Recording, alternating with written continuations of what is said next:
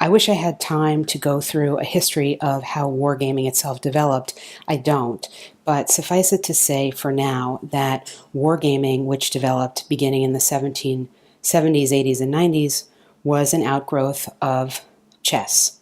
And in fact, it was originally called military chess. And one of the big developments that happened to go from chess to wargaming was that the pieces became counters that represented more than a single unit and became associated very specifically with military war games at an event with specific military units. So let's take a look at some counters that represent individual pieces and see the range of counters that do that. Here's a range of examples of counters from various games that represent individual pieces, individual units. We've got left to right a bartender, an alien bartender, I should say. We've got an abstracted leader A. Then we have an abstracted soldier M. We've got an evil hero. We even have George Washington. And at the end there, we have a dog. And it isn't only people that are represented. Events in a game from small to large can be represented. So here we have smoke. We have examples of different breach markers. This is an entire nuclear event. Here is a medical kit. We've got a jeep that's crushed. Here's an entire planet. Here's a lockpick. And here is a good old radio. So you might be saying to yourself, well, this doesn't seem so bad. I mean, it's a lot better than that big pile of scare counters that you had out there. But the problem is you get home, you open up your game, and all of a sudden you're faced with something like this. And this is where both the beauty and I think the difficulty of war games comes into play. One of the first and major innovations from chess to wargame was the aggregation of men, as it were, groups of people, groups of things, onto one counter. And these counters from a variety of games are representative of how that information is conveyed. And this, I think, is the stopping point for many people when getting. To non-wargamers, the counter on the left looks a little bit scarier than what you're seeing on the right. But I ask you to think about this. This little counter on the left, once it's placed on the map of the game that it's in, conveys on that little piece of cardboard all similar types of information that the pieces from the other game on the right are needed to be put together to play. I really submit to you that it is a matter of understanding the game mechanics of war games and not necessarily that they are inherently more complicated than some other heavy games.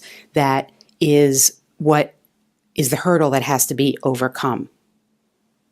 The very first thing you should do when you open up a game is make sure that you have a picture of the counter sheet in its unpunched form. If the game itself does not provide that somewhere in the rules, you want to make sure that you download that or save a picture of it so that you can refer back to it for future reference. Why? Because the way the counters are laid out can tell you a lot about the game. And my second point is, before you do anything else except making sure that you have a copy of the sheet itself, is I want you to look at the sheet yourself, even before you look at the rules, and just get your impressions about what you see. So for example, in this game, pretty clearly you can see that there are two sides depicted, and then there are some counters here in the middle that appear to be markers of some sort with a picture but no values. And at the bottom, then, there are some other counters that seem to have some individual markers. There's a turn marker, there's some rubble markers, and if we turn the sheet over on the back, we can see the same two sides depicted and the other side of these markers. What does this tell us? Well, it gives us an impression that this is a game, certainly, that's depicting two sides of a conflict, and maybe a game where placement of these markers on the map has something to do with winning the game. This isn't true of all games, of course. All games are different, and your impressions can be very important. The second thing, of course, to do, and we'll look at a different counter sheet here as an example. Again, this is also a small counter game, although I think there are more than 88 on here, if my memory is correct. Two sides, some other markers as well. But what you want to do next is look at your counter sheet with the rules in hand, because you're going to find, as you see here, that the rule book is going to explain what the values are on the counter sheet. And this is actually, I pulled this one out to show you here. All of these symbols here that you will see common to games are NATO military symbols that, as you become more familiar with wargaming, you will understand what they mean just by looking at them. So if you happen to be playing a game that uses them, and of course not all of them do, you will have more of a familiarity with the counters just opening the game up out of the box. So going through the rule book, it is important to look and see how the rule book discusses the counters and then refer back to them. In this particular case, there's a whole separate page with the rules that describe individual counters and their importance to the game. You may not have realized the significance of them. Here they are described here. But as you see the significance, just even physically, that they have in the rules, you begin to start to understand how the game is played. And one last point here to illustrate with a game that has far many more counters. This is a Civil War game, and you can see pretty clearly here, just looking on the left, the blue and the gray. Again, impressionistically, if we open it up, you see on the right here more markers, the Confederate and Union sides. So we're looking probably pretty clearly at some type of area control. But then there are a lot of these counters on the inside of the three columns here that seem to have individual points. There's individual leaders, and it is complicated. So you get the sense of the complexity and you get the sense of the interplay of granularity on the game. So we have here a depiction of a destroyed fort, and there's a capital. This is pretty specific. Torpedoes, individual leaders and names, amphibious assault. It's going to give you a feel for the game. And then, of course, when you go to the rule book, and this rule book happens to be excellent at discussing the counters, you will find right at the beginning examples of counters and explanations about what they mean. And then throughout the rules, this will be there too.